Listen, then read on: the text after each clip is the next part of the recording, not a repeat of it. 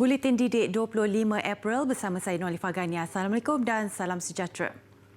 Raja Pemaisuri Agong Tunku Azizah Aminah Maimunah Iskandariah bertitah bahawa golongan muda harus berani dan memulakan inisiatif bagi membantu memulihkan dunia kepada keadaan yang lebih baik dalam mengharungi pandemik COVID-19. Bertitah pada Global Youth Mobilisation secara maya semalam, Seri Paduka berpandangan golongan muda harus diberi peluang dan sokongan untuk memainkan peranan mereka sebagai warga dunia yang aktif menyumbang. Young people are full of energy, talents and creativity. The pandemic year has shown us how resourceful young people are in continuing to learn and adapt despite having major disruptions in their education. Tunku Azizah yang juga penaung Diraja Persatuan Pandu Puteri Malaysia menzahirkan rasa gembira dan bangga diundang bertitah pada Global Youth Mobilisation. Ia adalah inisiatif Pertubuhan Kesihatan Sedunia WHO dan Big Six Youth Organisation. Titah baginda, golongan muda negara hari ini banyak melibatkan diri dalam kerja sukarela, menyokong petugas barisan hadapan, membangkitkan kesedaran awam dan paling tidak menjadi warga yang bertanggungjawab dengan mematuhi garis panduan pencegahan penularan COVID-19. Baginda juga menzahirkan ucapan tahniah kepada dua organisasi ini yang proaktif mengiktiraf maklum balas positif bahawa orang muda boleh menyumbang kepada usaha menangani pandemik. Tunku Azizah turut menggesa semua kerajaan, perniagaan dan komuniti menyokong golongan muda menerusi inisiatif Global Youth Mobilisation ini. Mungkin bagi sesetengah golongan, penutupan sekolah adalah jalan terbaik untuk mengatasi kemunculan kluster baharu COVID-19 di sekolah. Tanpa perlu risau soal bimbingan dan pemantauan pembelajaran anak-anak di rumah, tugas-tugas itu mampu diambil alih oleh pembantu rumah mahupun tutor. Sebaliknya, bagi ibu bapa yang bekerja sendiri mahupun bekerja dari rumah, keperluan untuk memberi tumpuan kepada sesi pembelajaran anak-anak di rumah pastinya sesuatu yang membebankan.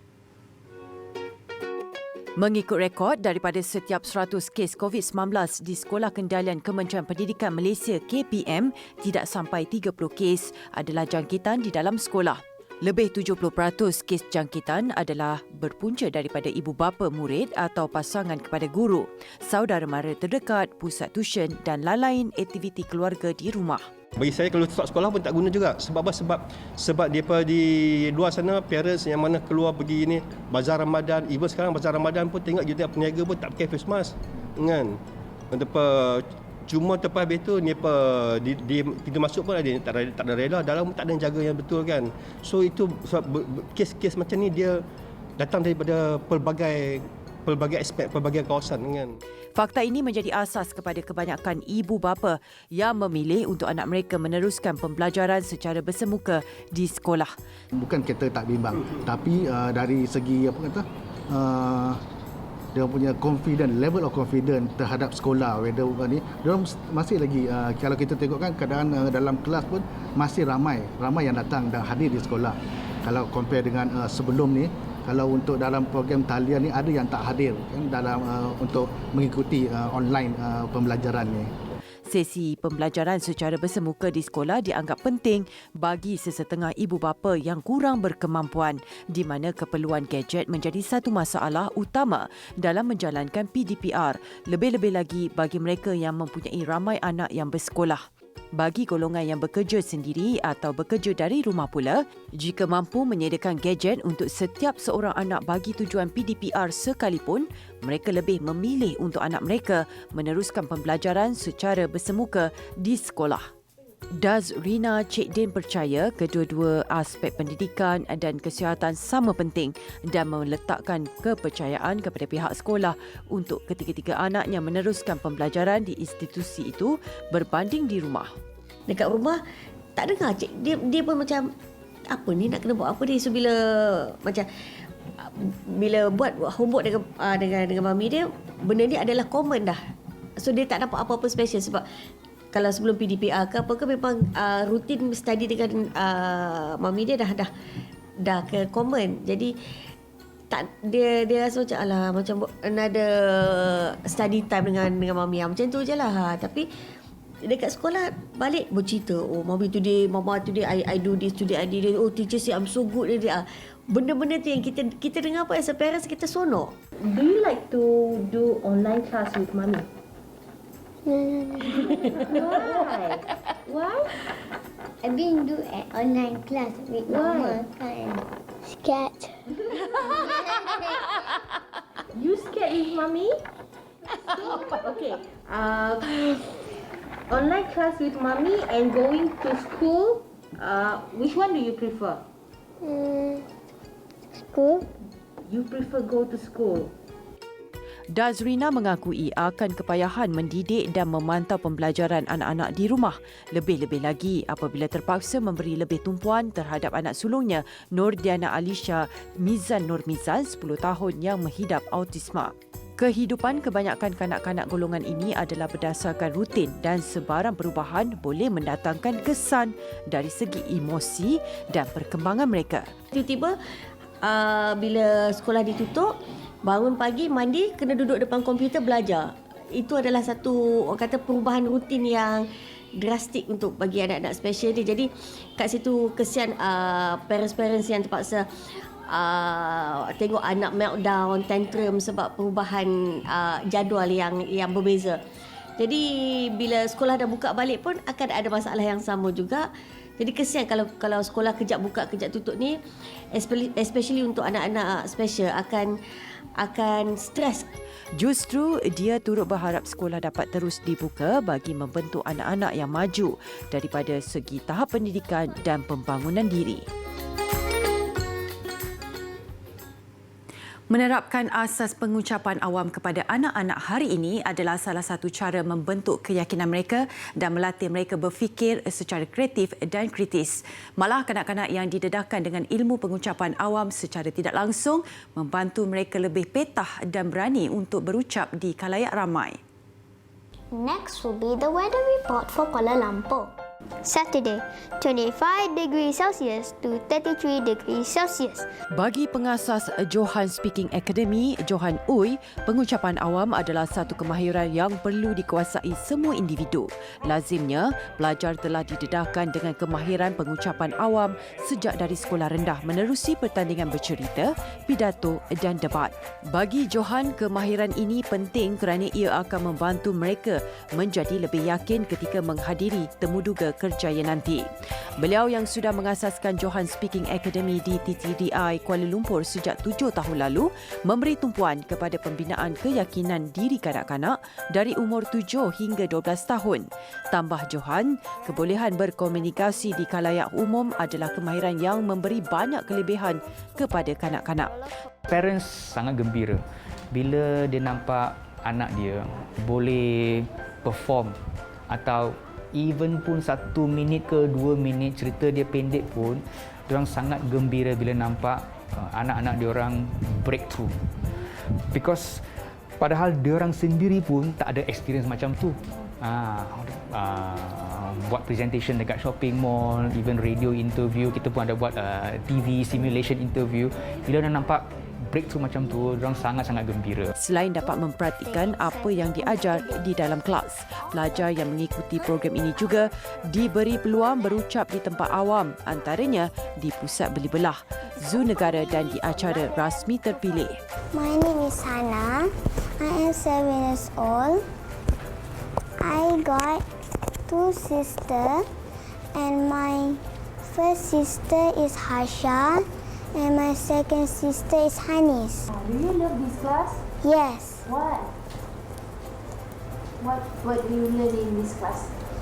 I learn about English. So they can speak confidently in public and can go on stages to speak confidently. And it's good. Kebiasaannya, program pembelajaran pengucapan awam ini dikendalikan selama 10 minggu. Sehingga kini, Johan telah menggilap potensi pengucapan awam lebih 3,000 pelajar. Hi, today I am at Zoo Negara. Yay!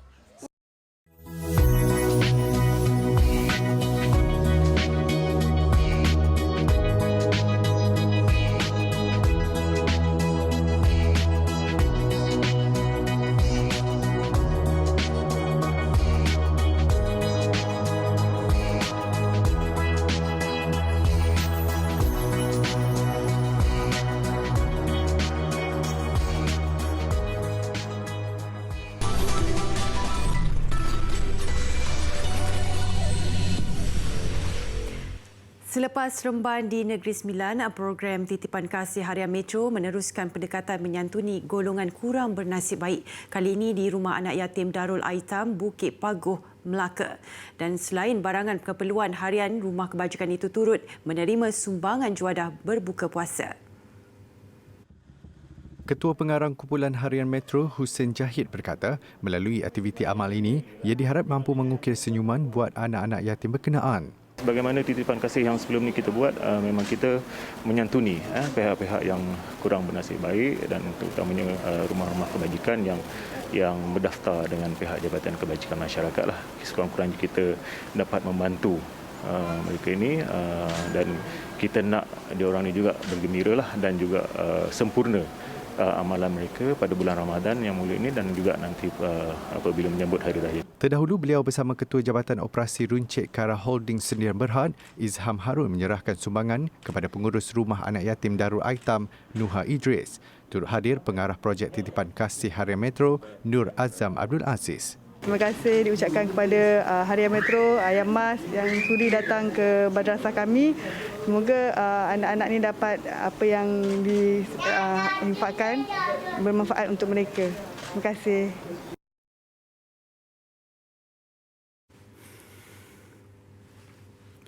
Cubaan seorang lelaki menyeludup lebih 1,000 ekor burung murai batu dan murai kampung bernilai RM76,000 gagal. Ia selepas aspek diberkas Jabatan Perlindungan Hidupan Liar dan Taman Negara Perhilitan Johor. Pengarah Perhilitan Negeri Salman Sa'ban berkata, lelaki berusia 36 tahun itu ditahan dalam serbuan di sebuah rumah di Taman Wawasan Kelapa Sawit Kulai jam 7.30 malam semalam.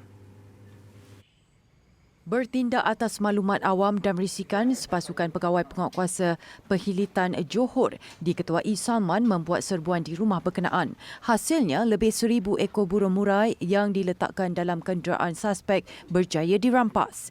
Siasatan awal mendapati burung murai kampung dan murai batu itu hendak diseluduk ke negara jiran menggunakan jalan laut. Burung ini kita syaki untuk tujuan diseluduk ke negara jiran, yang mana negeri Johor ni memang terkenal sebagai tempat penghidupan, terutamanya burung-burung seperti murai kampung dan juga murai batu ni. Harga pasaran burung murai batu yang juga spesies dilindungi adalah sekitar RM300 hingga RM450 seekor. Murai kampung pula berharga antara RM30 hingga RM35 seekor. Kes disiasat di bawah Seksyen 61 Akta Pemeliharaan Hidupan Liar 2010 Akta 716.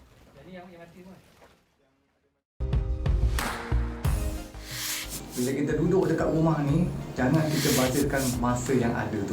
Betul tak? Sebab apa? Sebab dekat sini tadi, kalau sekiranya setiap saat kita bazirkan, rugi kita. Sebab apa? Sebab dekat sini tadi, ilmu tu sangat penting. Walaupun kita rasa kat rumah ni tadi kita relax dan sebagainya, kita kena atur waktu kita dengan baik. Sebab apa? Sebab ilmu tu sangat penting. Sebab dengan ilmu lah yang kita boleh amalkan. Tanpa amalan, daripada ilmu yang kita belajar tu tadi, sia-sialah kehidupan kita. Betul tak? Jadi sebab tu adik-adik, jangan kita bazirkan waktu kita. Ilmu tu sangat penting sebab daripada ilmu kita akan mendapat segala yang kita kehendaki sama ada di dunia maupun di akhirat. Kan? Jadi jangan lupa ilmu mesti kita dapatkan dan kita belajar. Walaupun mungkin kita rasa bosan, tak apa, it's okay, belajar sikit-sikit kan. Kalau rasa kita dah rasa penat sangat, berhenti sekejap dan kita pergi buat benda lain, kemudian kita belajar lagi. Lepas tu daripada ilmu tersebut, dapatlah kita amalkan apa yang kita dapatkan daripada ilmu tersebut. Tak kira apa subjeknya ataupun apa mata pelajarannya, kita amalkan yang sebaik mungkin yang kita boleh gunakan secara praktikal.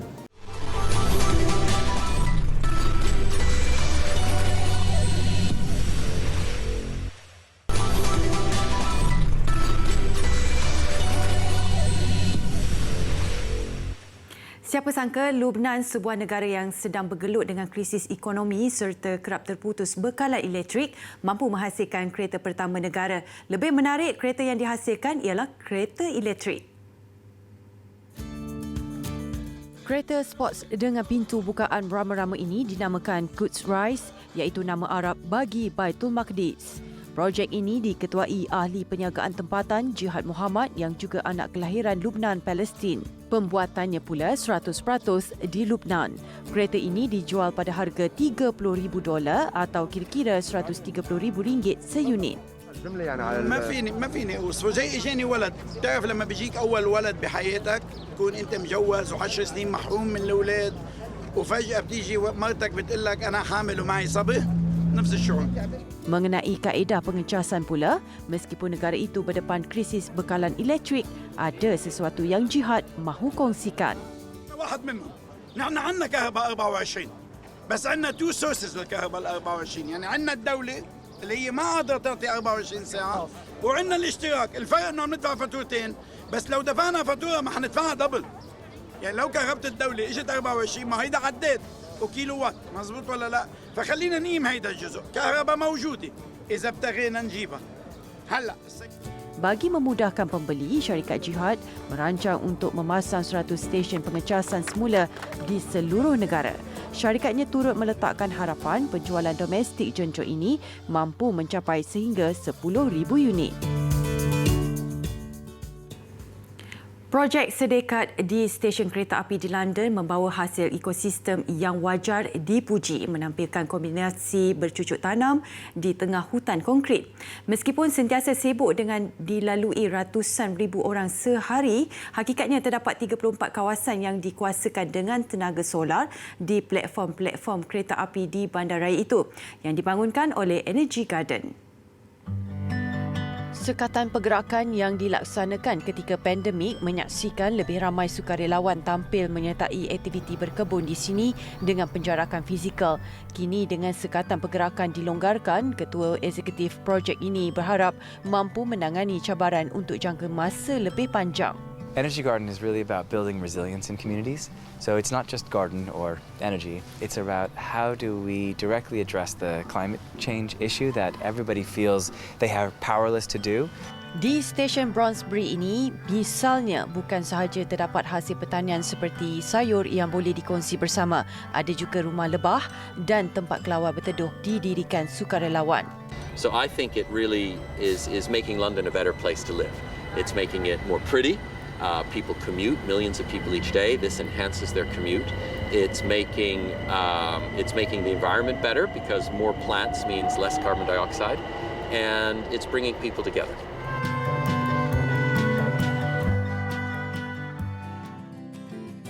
Cikgu ada tips untuk pelajar-pelajar di luar sana. Pertama sekali, tengok balik jadual berkala daripada unsur pertama hingga unsur ke-20. So daripada situ, pelajar-pelajar dapat mengetahui nombor proton dan sekaligus dapat menentukan bilangan elektron untuk melukis struktur atom sekaligus dapat menentukan kumpulan dan kala dalam jadual berkala. Okey.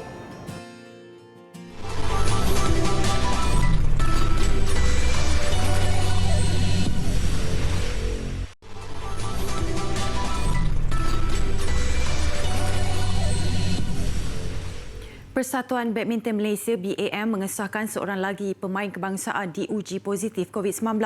BAM dalam satu kenyataan hari ini memaklumkan keputusan itu diterima menerusi ujian calitan kali ketiga yang dijalankan ke atas 91 pemain di Akademi Badminton Malaysia ABM Bukit Kiara semalam.